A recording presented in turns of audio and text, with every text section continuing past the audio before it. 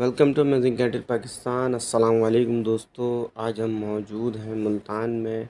सुफियान भाई अब बहुत सीनियर फार्मर हैं और फॉर्म के बारे में मालूम करेंगे और फॉर्म का नाम मालूम करेंगे और जिस जगह पे हम बैठे हैं उसके बारे में पूछेंगे। कुछ बताएं सुफियान भाई। पहले तो बहुत शुक्रिया जी, आप फार्म पे आए और इस हवाले से आपने मुझे मौका दिया कि मैं अपने ख़यालात आपसे शेयर कर सकूं। तो फार्म का नाम पायनियर फार्म्स है और इसके अंदर हम इन्वॉल्व हैं आबा-ओ-अजदाद से। हमारे आबा-ओ-अजदाद का काम है एनिमल्स का काम करना। अभी हम जैसे ब्रीडिंग पे काम कर रहे हैं तो जैसे हम कोई दूर दराज के इलाकों में जाते हैं तो मुझे ये भी सुनने को मिलता है कि मेरे दादा अब्बू भी वहाँ गए थे। अच्छा, तो माशाल्लाह। प्रैक्टिकली हम इसके अंदर इन्वॉल्व जो है ना, वो गुज़श्ता 15 साल से हम खुद भी फ़िज़िकली इसके अंदर इन्वॉल्व हैं और हमने इसको लाइव स्टॉक के काम को एज ए बिज़नेस लिया, खाली कोई शौक़ या एक हॉबी के तौर पे नहीं लिया। बस पसंद हमें है, इसलिए हम इसको अपना शौक़ भी कह सकते हैं और हॉबी भी कह सकते हैं, लेकिन हमारा जो बेसिकली इसके ऊपर है वो बिज़नेस है कि इसमें बिज़नेस किया जाए। और आम तौर पे इसको एज ए बिज़नेस लेना तस्लीम नहीं किया जाता, लेकिन मैं तो इंस्पायर हुआ था कुरान पाक की इस आयत से, जिसका तर्जुमा मैं यहाँ अर्ज़ करूँगा कि अल्लाह ताला फरमाते हैं कुरान पाक के अंदर कि मैंने मवेशियों में तुम्हारे लिए नफ़ा रखा और गोबर और खून के दरमियान में से बेहतरीन ग़िज़ा दूध तुम्हें मुहैया की और यहाँ तक कि तुम सवार होकर शहरों तक जा सको। सुभान अल्लाह। तो इसलिए हमने इसको एज ए बिज़नेस लिया है और अल्हम्दुलिल्लाह गुज़श्ता 15 साल से जो हम देख रहे हैं, हमें इस जैसा कोई और बिज़नेस नज़र नहीं आता, क्योंकि हमें पसंद यही है, तो इसलिए हमें ये सबसे बेहतर लगता है। अच्छा सुफियान भाई, आपने माशाल्लाह से बात करी कि बिज़नेस बहुत अच्छा है और हमें पसंद आता है और इसके मुकाबिल कोई दूसरा बिज़नेस भी नहीं है। अच्छा, हम तो माशाल्लाह यहाँ पे अराज़ी बहुत है। जैसे कराची में की बात करते हैं, हम तो कराची से आए। देखा जाता है वहाँ पे फार्मर बहुत परेशान हो जाते हैं। बहुत से फार्मर आते हैं, करोड़ों रुपए इन्वेस्ट कर देते हैं और 1 साल सर्वाइव करने के बाद भाग जाते हैं, छोड़ के उनको नुकसान हो जाता है। ये आपका बहुत अच्छा सवाल है।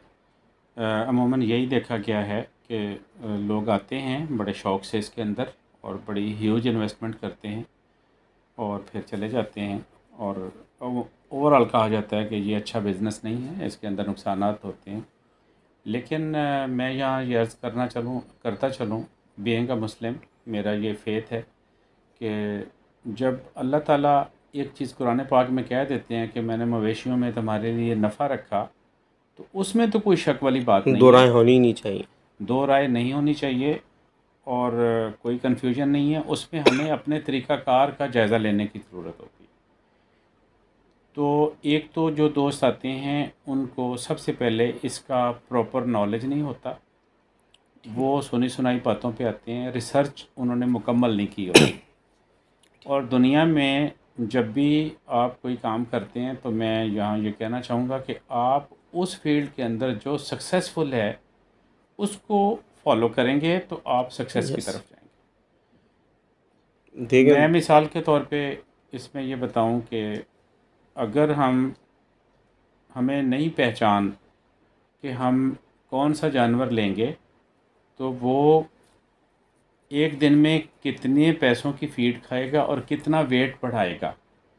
मैं गोश्त के हवाले से बात करना चाहूँगा इस वक्त सही। डेयरी से हट के, क्योंकि हम तो डेयरी को भी कर रहे हैं और इसके अंदर बीफ के अंदर भी, मीट के अंदर भी अब काम कर रहे हैं। तो सबसे पहले आपको पहचान होनी चाहिए कि आप गोश्त के लिए कौन सा जानवर सेलेक्ट कर रहे हैं।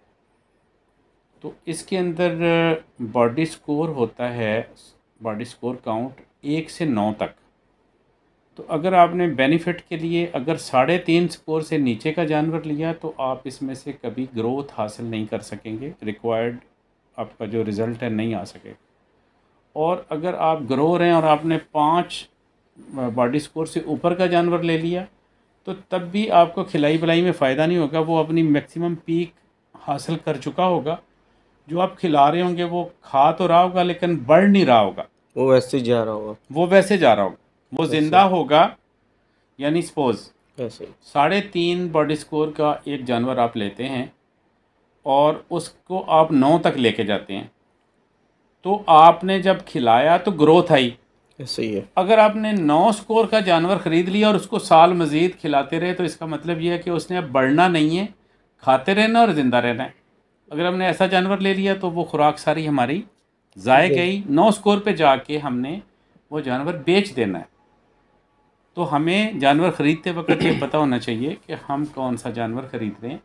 इसी तरह से जिस तरह से डेयरी में कहा जाता है कि वेज शेप एनिमल लेना चाहिए, तो मीट के अंदर जो है ना, अगर आप जानवर लेते हैं, बीफ वाला जानवर लेते हैं, तो आपको स्क्वायर शेप लेना चाहिए, जिसका सर जो है वो बॉडी के प्रोपोर्शन से छोटा नज़र आना चाहिए। बड़े सर वाला जानवर आप लेंगे तो इसका मतलब ये है कि स्टंटिंग हुई है बचपन में, वो मेल न्यूट्रिशन का शिकार रहा है, इसलिए अब बड़ा होके वो उसमें से ग्रोथ नहीं ले सकेगा, क्योंकि बचपन में उसको स्टंटिंग का शिकार रहा है। तो जब भी आप एनिमल ख़रीदें गोश्त के लिए, तो उसका मुंह उसके बॉडी प्रोपोर्शन से छोटा नज़र आना चाहिए। जितना ज़्यादा छोटा मुंह नज़र आएगा, जितना बड़ा जिस्म होगा, तो वो जानवर ज़्यादा ग्रोथ लेगा। इसी तरह से डेयरी के अंदर लंबी गर्दन जो है वो एक अच्छा साइन है। साइन है, और यहाँ लंबी गर्दन अच्छा साइन नहीं है। जितनी छोटी गर्दन होगी उतना मीट उतना जानवर बेहतर होगा। ऐसे। इसी तरह से जिस तरह से हम डेयरी के अंदर जानवर को देखते हैं, तो हम चाहते हैं कि उसका सीना ज़्यादा चौड़ा ना हो, वो अडर वाली साइड से पीछे से जानवर चौड़ा हो। तो यहाँ बीफ के अंदर हमें देखना चाहिए कि वो ज़्यादा चौड़ा जानवर आगे से भी हो और पीछे से भी उसी तरह से स्क्वायर शेप, बल्कि लोग इसको इस तरह से भी एक्सप्लेन करते हैं कि ब्रीफ के इस तरह का एनिमल हो, चारों कोनों से वो खुला हुआ एनिमल होना चाहिए। फिर हमें ये देखना चाहिए कि हम जो जानवर ले रहे हैं वो हमारी टारगेट मार्केट हमको पसंद करती है, झालर को पसंद करती है, कलर कौन सा पसंद करती है, हाइट कैसी पसंद करती है। अगर हम उससे हट के जानवर ले लेते हैं तो खिलाते पिलाते तो रहेंगे, रिक्वायर्ड टारगेट मार्केट जो है जो उसके मुताबिक अगर एनिमल नहीं है तो हम वो पूरी प्राइस नहीं ले सकते। नहीं ले सकते। मैं ये समझता हूँ फार्मर को, जो कैटल फार्मर है हमारा, उसको नुकसान जब भी होता है वो जानवर की सिलेक्शन गलत हो। एग्जैक्टली। अगर उसकी सिलेक्शन सही है तो वो फिर प्रॉफिट में चला जाता है जानवर। सही। अच्छा सुफियान भाई, हाँ, हम जो वंडा डाल रहे हैं कराची में भी माशाल्लाह, हम वही आपका ही वाला वंडा चला रहे हैं। और दोस्तों आपको एक बात यहाँ मेंशन करता चलूँ, कराची में हमारे कैटल फार्म का जो नाम है पायनियर कैटल फार्म है। तो मैं यहाँ हम इंसेमिनेशन करा रहे हैं बरामन पे, और अभी सुफियान भाई उसकी डिटेल्स बताएंगे। तो ये भी पायनियर कैटल फार्म है। तो सुफियान भाई, तो हमें पहले तो वनडे के बारे में बताएं, हमारे वनडे में कितनी प्रोटीन है और कहाँ तक इस जानवर इसमें कितना ग्राम वज़न डेली का गेन करता है। देखें, इसमें पहले तो मैं ये क्लियर कर दूं कि ये दोनों जगह जो हमारी ब्रांचेज़ हैं पायनियर फार्म्स के नाम से ही हैं। कराची के अंदर हमारा ये सेल पॉइंट है पायनियर फार्म्स के नाम से, और एनिमल जो हम यहाँ से तैयार करके आगे भेजते हैं तो वो सेल के लिए होता है, और उसको मैक्सिमम 1 साल वहाँ स्टे होता है उसका मैक्सिमम। तो जो यहाँ मुल्तान में पायनियर फार्म है, ये बेसिकली हमारा न्यूक्लियस फार्म है, ब्रीडिंग फार्म है। यहाँ हम ब्रीड करके, तो जिस तरह का ट्रेंड कराची के अंदर या रिक्वायर्ड जो हमारा कस्टमर का रिक्वायरमेंट होती है उसके मुताबिक हम यहाँ से ब्रीड करके वो वाला एनिमल तैयार करते हैं और वहाँ भेजते हैं। वनडे के हवाले से जी मैं क्लियर कर दूँ कि वनडे इस वक्त मार्केट के अंदर बहुत दस्तयाब हैं। सबसे पहले हमने ये देखना है कि हम वनडे की फार्मूलेशन वहाँ से बनवाएं जो इसका एक्सपर्ट है। न्यूट्रिशन जो होते हैं, जो न्यूट्रिशनिस्ट हैं, उसके अंदर इस वक्त पीएचडी लोग करके आए हुए हैं पाकिस्तान के अंदर। तो जिस सब्जेक्ट या जिस टॉपिक के ऊपर लोग पीएचडी कर रहे हैं वो हर बंदे के बस का काम नहीं है, और यही फार्मर गलती करता है। ऐसे ही है। फार्मर अपने जहन से फॉर्मुलेट करता रहता है चीज़ें, ये डाल दो, वो डाल दो, फलाने से आने ने कहा, फलां ने ये कहा। तो देखें, एक बंदा पीएचडी करके आया, एक बंदे ने एमएससी उसके अंदर मास्टर डिग्री ली है न्यूट्रिशन के अंदर, फिर उसका ऑन हैंड अगर एक्सपीरियंस है कि कौन सी फॉर्मुलेशन हिट हो रही है, तो इसमें तो देखें एज ए फार्मर मैं वो काम खुद नहीं करूँगा जो प्रोफेशनली मुझे नहीं करना चाहिए। ऐसे ही है। तो उसके अंदर हम ये जो हमारी लाइफ स्टॉक से रिलेटेड यूनिवर्सिटीज़ हैं और जो प्रोफेशनल लोग हैं, हम उनसे फॉर्मुलेशन लेते हैं, फिर हम ट्रायल लगाते हैं कि ये तो ऑन पेपर फार्मूलेटर ने हमें एक फॉर्मुलेशन दी, क्या फिज़िकली एनिमल के ऊपर उसका रिज़ल्ट भी आ रहा है। एक चीज़ तो ये है कि फॉर्मुलेशन खुद नहीं बनानी चाहिए, फॉर्मुलेशन किसी प्रोफेशनल बंदे से बनवानी चाहिए, ऐसे ही। और फार्मर का काम है उसको डाल के देखे कि रिज़ल्ट क्या आता है। एक पोर्शन तो इसका ये हो गया। दूसरा ये कि इस वक्त जो मार्केटिंग हो रही है पाकिस्तान के अंदर, उसके अंदर अब मैं आपको बताऊं कि प्रोटीन के कितने सोर्सेज हैं। मिसाल के तौर पे आप सोयाबीन लेते हैं, जो बेस्ट सोर्स है एनिमल्स के लिए प्रोटीन हासिल करने का। ऐसे ही है। उसके अंदर वो इस वक्त तकरीबन 125 रुपये केजी वो सोयाबीन हमें मिलता है, और सोयाबीन के अंदर प्रोटीन का लेवल है 45% अप्रॉक्सीमेटली। तो अगर वो है, अब नेचुरल नेचुरल है और जानवर को बड़ा सूट करता है, उसके अंदर कई माइक्रो न्यूट्रिएंट्स भी उसके अंदर मौजूद हैं, अल्लाह ताला की पैदा करदा ये जिन्स जो है सोयाबीन मील। तो अब बाज़ दोस्त हमारे क्या करते हैं कि जिस तरह से ब्लड मील यूज़ कर लेते हैं। अब ब्लड मील की जो प्रोटीन है वो हो सकता है 115, 120, 25 की बजाय हो सकता है हमें 40 रुपये केजी पड़ जाए। ऐसे ही है। लेकिन ब्लड मील के अंदर एफ्लाटॉक्सिन इतनी ज़्यादा होगी कि जो एनिमल टॉलरेट नहीं कर सकेगा। मेरे ख़्याल में हमें वंडा जो बनाना चाहिए हमेशा कुदरती चीज़ों पे बनाना चाहिए, नेचुरल इंग्रेडिएंट्स के साथ बनाना चाहिए। ऐसे ही। हमें ऐसी चीज़ें फीदर मील लोग यूज़ करते हैं। इसी तरह से यूरिया ये एक हद तक तो वो वनडे का एक पार्ट हो सकता है। जिस तरह से कि इंटरनेशनली गोरा जो है वो लेस देन 2% यूज़ करता है यूरिया, 2% से ऊपर कभी भी नहीं जाता, और वो हार्मफुल है एनिमल के लिए और उसका गोश्त खाने वालों के लिए, उसका दूध पीने वालों के लिए। तो उसके अंदर जो है वो हमें मैक्सिमम जो प्रोटीन लेनी चाहिए वो हमें लेनी चाहिए ग्रेन्स के अंदर से, नेचुरल चीज़ों के अंदर से। इसी तरह से फिर उसको बैलेंस करने के लिए उसके अंदर हमें नेट एनर्जी चाहिए होती है।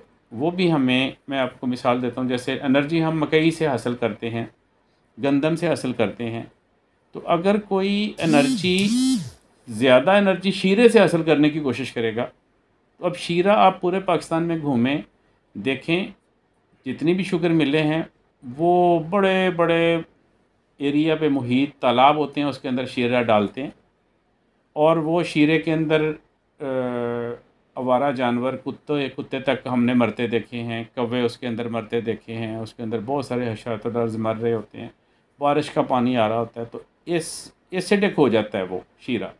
तो जब वो आता है तो जानवर का मैदे की पीएच डिस्टर्ब करता है। हम सोच रहे होते हैं हमने एनर्जी डाली, लेकिन उसका असर नहीं आया, या उसका असर आया तो कुछ साइड इफ़ेक्ट आ गया। ऐसे ही। तो इसके लिए हमें जो मैक्सिमम यूज़ करना चाहिए वो ग्रेन को यूज़ करना चाहिए फैटनिंग के अंदर। इसके अलावा मसलन चोकर यूज़ करवाते हैं, वो एज ए फ़ाइबर यूज़ करवाते हैं। फ़ाइबर का एक लेवल होना चाहिए वनडे के अंदर। फिर इसी तरह से कुछ मिनरल्स, मैक्रो और माइक्रो मिनरल्स की आमेज़श होती है जो जानवर को खूबसूरत बनाती है। उसके पेट की जो बीमारियां हैं उनको कंट्रोल होती हैं उससे। मीठा सोडा जिस तरह से डाला जाता है वो पीएच मेंटेन करता है, ज़्यादा पेशाब पावर होता है, और उसकी वजह से एफ्लाटॉक्सिन जो है वो जिस्म से बाहर निकलती है बाहर निकल। जानवर के। इसी तरह से मिनरल मिक्सचर है, विटामिन इसके अंदर ई ख़ास तौर पे यूज़ करते हैं हम वो, और विटामिन के यूज़ करते हैं। तो हर चीज़ के एक अपनी ज़रूरत होती है। बफर हम इसके अंदर यूज़ कर रहे होते हैं। तो ये वंडा ऐसे चलते फिरते हमें नहीं बनाना चाहिए, ना किसी से पूछ के। ये प्रॉपर किसी प्रोफेशनल बंदे से फॉर्मुलेशन लें, या कहीं बहुत अच्छा अगर कोई बना रहा है वंडा, और कोई अगर अपने जानवरों को डाल के या किसी के जानवरों को डाल के कोई अगर रिज़ल्ट ओरिएंटेड चीज़ है तो वो डालनी चाहिए।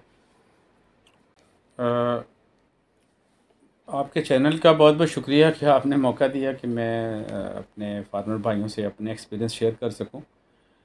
तो इसके अंदर इंसेमिनेशन के हवाले से आपने पूछा, तो जब मैं बीफ ब्रीड की बात करूं, इंसेमिनेशन तो वैसे हम डेयरी के अंदर भी क्वालिटी फ्रोज़न सेमन प्रोवाइड करते हैं और लाइसेंस है हमारा गवर्नमेंट पंजाब से इशू हुआ हुआ।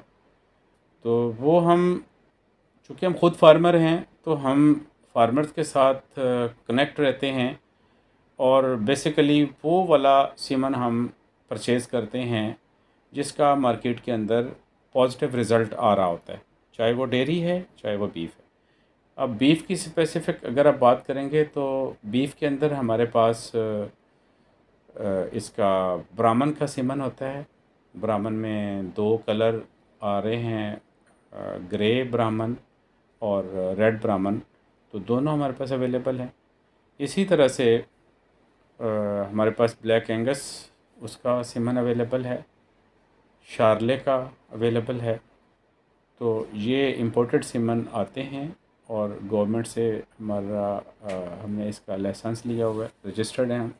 तो जो भी लीगल सीमंस और सूटेबल सीमंस पाकिस्तान के लिए रिकमेंडेड हैं वो हम लेते हैं और वो आगे सप्लाई करते हैं फार्म्स को। इसी तरह से आपका सवाल है साइलेज, तो आज मैं ज़रूरी कुछ मालूमात शेयर करना चाहता हूँ।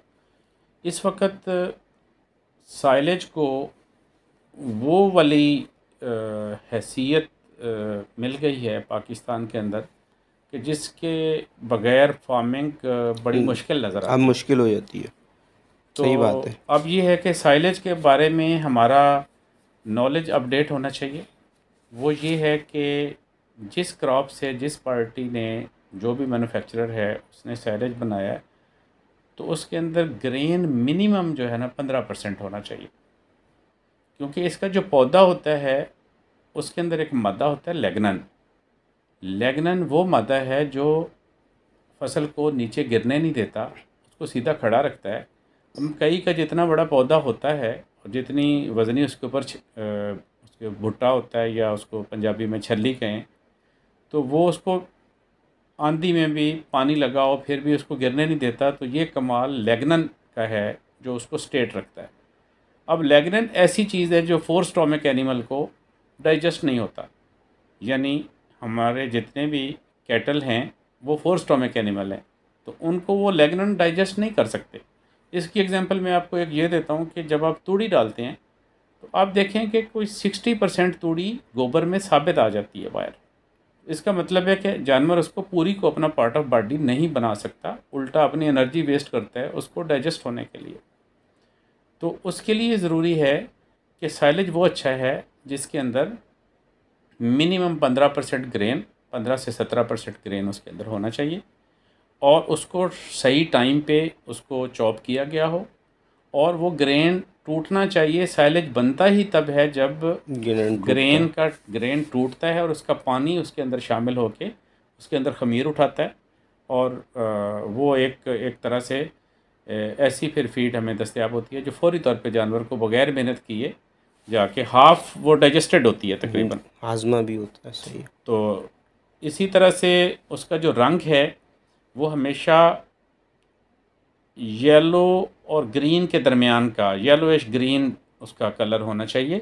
अगर वो ब्लैक कलर का हो गया है तो इसका मतलब है कि उसको प्रॉपर साइलेज वो नहीं है, वो हीट हुआ हुआ साइलेज है, वो नहीं डालना चाहिए।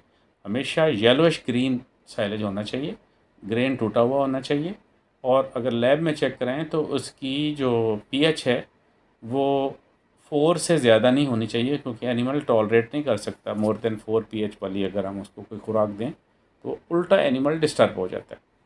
तो ये बड़ी एहतियात की ज़रूरत है। मार्केट के अंदर कुछ लोग जो है ना वो बड़ी सस्ता साइलेज भी प्रोवाइड करने की कोशिश करते हैं, लेकिन वो सस्ती चीज़ महंगी हो जाती है जिसका रिज़ल्ट के बजाय उल्टा नुकसान हो जाए। नुकसान होता है। तो जितने भी, चूँकि हम बड़े पैमाने पे फार्मिंग कर रहे हैं, तो ये जितने भी इंग्रेडिएंट हैं, जो इम्पोर्टेंट इंग्रेडिएंट हैं, इनको हमने अलग से एक शाख के तौर पे बिज़नेस बनाया है। इसके पीछे कोई मार्केटिंग टीम हमने नहीं रखी। अपने फार्म पे हमारे जो दोस्त आते हैं, हम चाहते हैं कि वो हमसे मिलें, अपनी एक्सपीरियंस हमसे शेयर करें, हमारी चीज़ें देखें, उनको यूज़ करें, ताकि एज़ वेल एज़ दोनों ही फ्री फ़ायदा कैन का उठाएँ। फ़ायदा उठाएं। अच्छा सुफियान भाई, ये प्रोवाइड हो जाएगा साइलेज? जी बिल्कुल, हम स्मॉल बेल के अंदर प्रोवाइड कर रहे हैं, जिसका वज़न कोई 80 kg से 90 kg के बिटवीन फॉल कर रहा होता है, सही। तो वो हम प्रोवाइड करते हैं। ठीक है दोस्तों, साइलेज के लिए भी आप हमसे कांटेक्ट कर सकते हैं, और इसके लिए भी आप साद भाई से ही कांटेक्ट कर लीजिएगा। उनका नंबर डिस्क्रिप्शन में इंशाल्लाह मेंशन कर दिया जाएगा। इसी तरह से आपका एक क्वेश्चन था जो मैं भूल गया था उसको आंसर करना। आप मुझे बीट पल्प के बारे में पूछ रहे थे, जिसको चुकंदर का गूदा भी कहते हैं। तो बेसिकली ये एक बाई प्रोडक्ट है, जिस शुगर मिल के अंदर चुकंदर से चीनी बनाई जाती है उसकी बाई प्रोडक्ट है। तो जिस तरह से शुगर कैन से जहाँ चीनी बनाई जाती है तो उसकी बाई प्रोडक्ट शीरा होती है, तो ये जो है ये बीट पल्प जो है ये चुकंदर की से बनने वाली चीनी वाली मिल की बाई प्रोडक्ट है। इसको अगर आप किसी बंकर में सेव कर लेते हैं, इसका एक सीज़न होता है, ये बेसिकली फरवरी से लेके एंड ऑफ मई तक दस्तयाब होता है मुख्तलिफ शुगर मिल्स के अंदर। एक इसकी मर्दान के अंदर शुगर मिल है, एक इसकी डेरा इस्माइल ख़ान के अंदर शुगर मिल है। तो उस वक़्त वो तकरीबन पहुँच के आपके घर बंकर में वो 4-4.5 रुपए केजी में पड़ रहा होता है। तो ये हम बताना चाहेंगे कि फार्मर्स के साथ एक प्रॉपर फॉर्मुलेशन डिस्कस करके इसको यूज़ करें तो ये साइलेज का एनिमल बदल भी हो सकता है। गर्मियों में ये थोड़ा प्रॉब्लम करता है एनिमल को, सर्दियों में ये बहुत अच्छा इनपुट है एनिमल्स के लिए कम कॉस्ट के अंदर। तो ये सीज़न में अगर कोई स्टॉक करें तो इसका फ़ायदा होता है।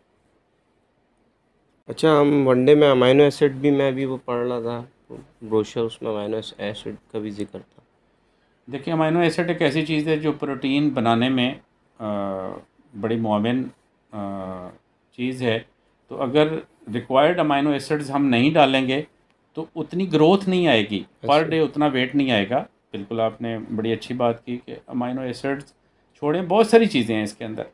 ऐश है इसके अंदर, जो है ना वो आपकी एनर्जी है, इसके अंदर प्रोटीन है, इसके अंदर फाइबर है, इसके अंदर फिर अब मैं मिनरल मिक्सचर की तरफ आऊँ तो उसमें फास्फोरस भी होनी चाहिए, उसमें पोटाश भी होनी चाहिए। पोटाश मैदे को सेट रखती है, फास्फोरस स्ट्रक्चर बनाती है, आपकी हड्डियाँ फास्फोरस से बनती हैं।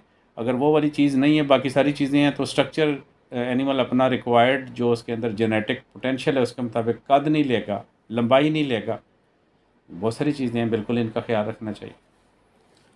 अच्छा सुफियान भाई, अब हमने जैसे विज़िट किया फॉर्म का, माशाल्लाह से बहुत बड़ा शेड आप बना रहे हैं, और काफ़ी शेड है, उसमें कौन से एनिमल्स रहेंगे?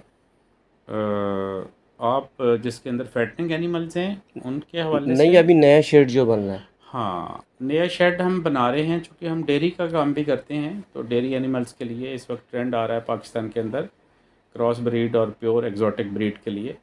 तो हमारा चूँकि वेदर अमेरिकन गाय के लिए या ऑस्ट्रेलियन गाय के लिए या फिर हॉलैंड की गाय के लिए हमारा वेदर सूट नहीं करता, तो हम शेड वो फिर बनाते हैं पाकिस्तान के अंदर जो उनको वो वाला एनवायरनमेंट प्रोवाइड कर सके, जिस एनवायरनमेंट के अंदर वो गाय प्रॉपर तरीके से ग्रो कर सकती है और परफॉर्म कर सकती है। ऐसे। तो उसके अंदर बेसिकली हम एग्जॉटिक ब्रीड काओ के लिए वो शेड डिज़ाइन की है, अंडर कंस्ट्रक्शन है।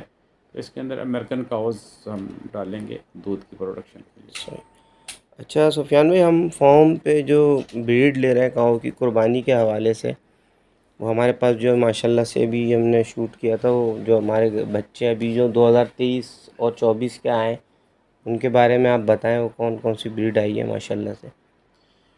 देखिए, हमें ये सबसे पहले आइडेंटिफाई करना है कि जब हम ब्रीडिंग करते हैं तो पाकिस्तान के अंदर कौन कौन सी हमारी इंडिजिनस ब्रीड्स अवेलेबल हैं जो बीफ पैदा करने के लिए ज़्यादा बेहतर ब्रीड्स हैं। ऐसे ही। तो इसके अंदर जब हम आते हैं एनिमल बीफ एनिमल की तरफ, तो हमने ये देखना होता है कि उसका थाइज़ के ऊपर कितना बीफ है, क्योंकि जानवर के जिस्म के अंदर सबसे ज़्यादा बीफ का पोर्शन थाइज़ पे होता है। ऐसे। फिर इसी तरह से हमने देखना है कि ऊपर से जो जिसको पुट्ठा भी कहते हैं कि विड्थ कितनी जानवर की है, जितनी विड्थ होगी तो ऊपर उसकी पुठ के अंदर ज़्यादा गोश्त होगा। फिर इसी तरह से सीना जिस जानवर का ज़्यादा चौड़ा है तो उसका हमने देखना होता है कि जो जानवर आगे से ज़्यादा चौड़ा है, फिर हाइट भी उसके अंदर है, फिर लेंथ भी है, तो गोश्त का पोर्शन परसेंटेज जिस जानवर की बॉडी में ज़्यादा होती है, अगर देखें बॉडी स्कोर की मैं बात करूं तो 3.5 बॉडी स्कोर का जो बीफ एनिमल है उसके अंदर से 46% गोश्त की रेशो निकलनी चाहिए। निकलनी चाहिए। और जब हम उसको 9 स्कोर तक लेके जाते हैं तो उसके अंदर 55% गोश्त की रेशो होती है। ऐसे ही है। तो उसके लिए हमारे जो एनिमल हैं जिनका एफसीआर बड़ा स्ट्रॉन्ग है, एफसीआर हम कहते हैं फीड कन्वर्जन रेशो। कुछ जानवर हैं वो खाते हैं लेकिन उनको लगता नहीं है, कुछ जानवर थोड़ा खाते हैं और उनको ज़्यादा लगता है। लगता है। तो उसके लिए दुनिया के अंदर 5-6 ब्रीड्स बड़ी इम्पोर्टेंट हैं, जिसके अगर मैं लोकल की बात करूं तो उसके अंदर साहिवाल है, उसके अंदर चोलिस्तानी है जिसका एफसीआर बहुत अच्छा है। तो इसको अगर हम दुनिया की बाकी ब्रीड्स हैं, ब्राह्मण है, एंगस है, शार्ले है, तो इसमें बेल्जियम ब्लू भी है लेकिन वो ब्रीड वेदर की वजह से और डिज़ीज़ की वजह से यहाँ सर्वाइव नहीं कर पाई, डबल मसल ब्रीड उसे कहते हैं। तो इन ब्रीड्स का क्रॉस करा के हमें एनिमल तैयार करना चाहिए। इसी तरह से कुछ और ब्रीड्स भी हैं लेकिन इन ब्रीड्स के साथ जो है बाकी कलर पैटर्न बनाने के लिए उसमें गुलाबी है, नुकरा है।